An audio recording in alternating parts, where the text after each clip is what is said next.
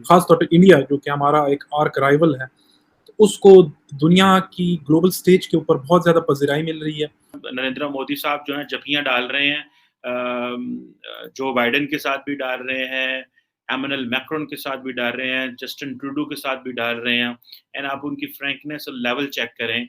अब आप देखें कि अभी जो रिसेंट जी7 समिट हुआ है जर्मनी में, तो India is not part of G seven but उसको एज़ अ ऑब्जर्वर या नॉन जी7 मेंबर की हैसियत से उसे बुलाया गया और उसका जो ड्यू प्रोटोकॉल है वो दिया गया। हिंदुस्तान में 250 अरब डॉलर का एक साल में सॉफ्टवेयर बेच रहा है हिंदुस्तान। आप 50 अरब के सीपैक पे नाच रहे हैं, वो 250 अरब का सिर्फ सॉफ्टवेयर बेच देते हैं एक साल का। और दूसरी तरफ हम देखते हैं कि जो ब्लॉक जी7 है उसकी जो कॉन्फ्रेंस हुई है जिसमें 600 अरब डॉलर जो है वो प्रोजेक्ट के लिए रखे गए हैं, जी। ये उसका बदला है। ये वन बेल्ट वन रोड जो प्रोजेक्ट था जिसके तहत सीपैक जो है वो लॉन्च हुआ है, ये उसके लिए एक ऑल्टरनेट प्रोजेक्ट जो है वो बनाया गया है और पाकिस्तान को फिर इसमें से बाहर रखा गया है।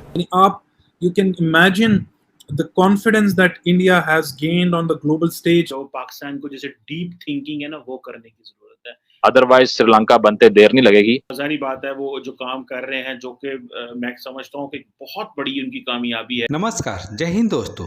जिस तरह से जी7 के नेताओं ने भारतीय प्रधानमंत्री को अपने सर आंखों पर चढ़ा कर रखा था, उससे भारत के डिप्लोमेसी साफ दिख रही थी।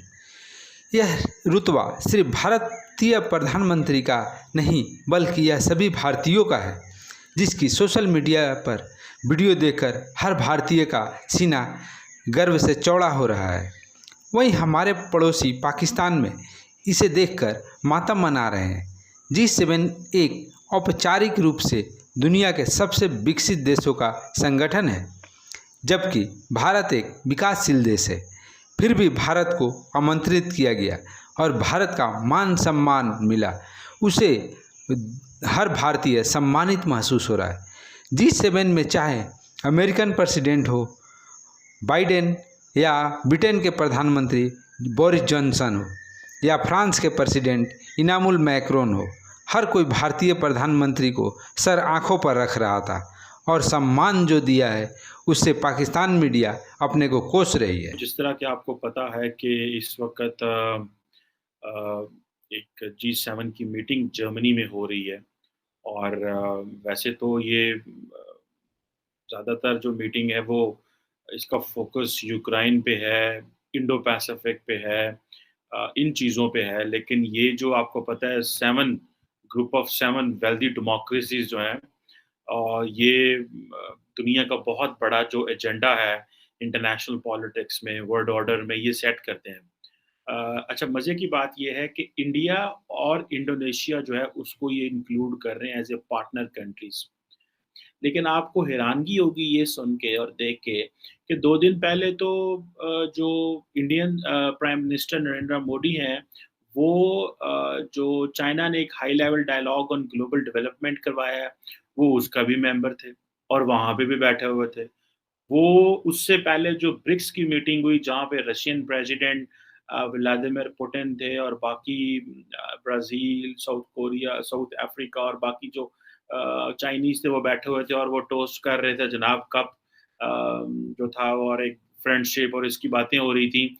इधर जो है वो इंडियन प्राइम मिनिस्टर जो है वो यूरोप आ गए हैं और यहाँ पे आके वो बैठ के तो वो बेसिकली अगर मैं ये कहूँ कि इस वक़्त बहुत सारे जो डिप्लोमैटिक ऑब्जेक्टिव में जो प्राइमरी डिप्लोमैटिक ऑब्जेक्टिव है फॉर द जी7, वो इंडिया को वेस्टर्न साइड के करीब करना है।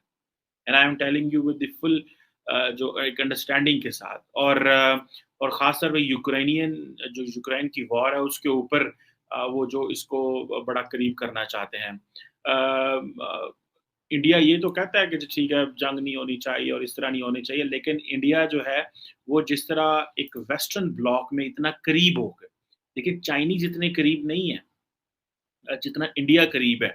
इतने करीब होके ज़ाहिर बात है वो जो काम कर रहे हैं, जो कि मैं समझता हूँ कि बहुत बड़ी उनकी कामयाबी है कि वो ब्रिक्स में भी थे, वो high level global dialogue on development जो जिसको चाइना इनिशिएट कर रहा है। अब चाइना और इंडिया के मामलात बताने की ज़रूरत तो नहीं है ना मुझे कि उनके आपस में क्या मामलात हैं, either in terms of security और इकोनॉमी। अक्सर मैं इस प्लेटफ़ॉर्म पे बात करता रहता हूँ।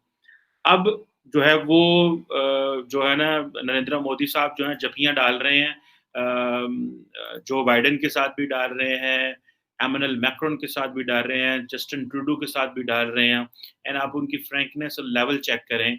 और यहाँ पे जिस तरह आज मैं कह रहा था कि जो चाइनीज़ हमारे दोस्त हैं, वो सानू अपने उन्होंने जो हाई लेवल डेवलपमेंट डायलॉग बुलाया उसमें हमें बुलाना छोड़ गए हैं।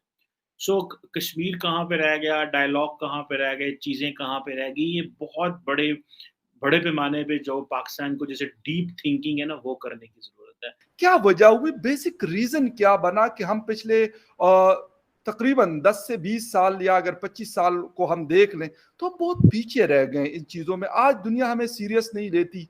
क्या ऐसी कमजोरियां क्या हुई जिसके ऊपर हमने काम नहीं किया, या हमने इसको कहा कि यार ठीक है हम बस चल रहे हैं, दुनिया हमेशा हमें इसी तरह, अमेरिका भी हमें हाथों हाथ लेगा, अरब कंट्रीज भी हमें इसी तरीके से रखेंगे और बाकी दुनिया भी करेगी। लेकिन अब लगता है कि दुनिया की सोच काफी चेंज हो चुकी है। बिल्कुल फ़खर, काफ़ी इम्पोर्टेंट टॉपिक का आपने इंतखाब किया है हमारी फ़ॉरेन पॉलिसी के कंडक्ट के हवाले से। जैसा कि आपने ज़िक्र किया कि हमारी फ़ॉरेन अफ़ेयर्स में हमने काफ़ी वीकनेस शो की है। जब हम देखते हैं, उसका मुकाबला करते हैं अपनी नेबर्स के साथ, ख़ास तौर पे इंडिया जो कि हमारा एक आर्क राइवल है, तो उसको दुनिया की ग्लोबल स्टेज के ऊपर बहुत ज़्यादा पज़ीराई मिल रही है। अब आप देखें कि अभी जो रिसेंट G7 समिट हुआ है जर्मनी में, तो India is not part of G7 but उसको एज़ अ ऑब्जर्वर या नॉन G7 मेंबर की हैसियत से उसे बुलाया गया और उसका जो ड्यू प्रोटोकॉल है वो दिया गया। फिर अब देखें कि इंडिया ने अभी रिसेंटली अनाउंस किया कि वो G20 का समिट जम्मू एंड कश्मीर में, जो Indian occupied Jammu and Kashmir है, वहाँ पे होस्ट करेगा। यानी आप you can imagine the confidence that India has gained on the global stage कि एक disputed territory which is declared disputed by the United Nations Security Council, वहाँ पे वो G20 summit का इंडिया दे रहा है। अब इन सब चीज़ों की वजूहात क्या है? Why is India making so much progress on the foreign affairs front and हम क्यों पीछे रह गए हैं? हालांकि पाकिस्तान का जो हमारा जो फॉरेन सर्विसेज जो ग्रुप है, ये one of the most competent people, और जो इनकी ट्रेनिंग्स होती हैं, because I have friends in the foreign office, मैं उनकी कैलिबर को देखता हूँ, क्योंकि एक रिक्रूटमेंट से गुजरते हैं, यू नो कि CSS एग्जाम होता है, फिर उनकी इंटरव्यू स्टेज, फिर एक बड़ी एक्सटेंसिव उनकी ट्रेनिंग होती है, उसके बाद वो उस स्टेजेस पे जाते हैं। अब देखें, उसमें काफ़ी वजूहत है कि हमारी क्यों फॉरेन पॉलिसी हम लैग कर रहे हैं इंडिया से।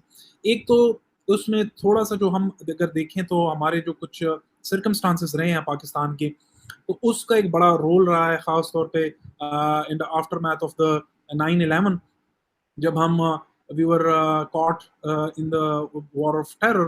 तो उसमें हमारे पास अपॉर्चुनिटीज़ भी थी कि हम कैपिटलाइज़ कर पाते अपनी डिप्लोमेसी को as a non NATO, as a front line non NATO ally of the United states.